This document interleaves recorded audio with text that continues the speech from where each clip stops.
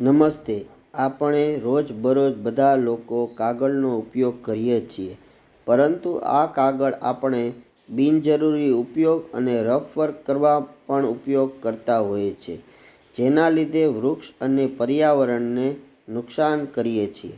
જો નવા જે આપણે કાગળ એકદમ સફેદ વાપરીએ છીએ તેની જગ્યાએ રિસાયકલ કરેલા કાગળનો જો ઉપયોગ કરવામાં આવે તો પર્યાવરણને નુકસાન થતું અટકાવી શકાય છે. રિસાયકલ પેપર બજારમાં અત્યારે સરળતાથી મળી રહે છે. નવા કાગળની તુલનામાં આ કાગળ સસ્તા હોય છે, જેથી આ કાગળ વાપરવાથી આપણને બંને રીતે ફાયદો મળે છે. જેવી રીતે કે ફાઇનાન્સ દ્રષ્ટિએ પૈસાની બચત થાય છે અને પર્યાવરણની દ્રષ્ટિએ વૃક્ષોનું ફોરેસ્ટ આપણે ઘટાડી શકીએ છીએ. તો આપણે જે જગ્યાએ ચાલે હોય તે જગ્યાએ રિસાયકલ પેપરનો ઉપયોગ વધુમાં વધુ કરવો જોઈએ, એવું અમારું માનવું છે.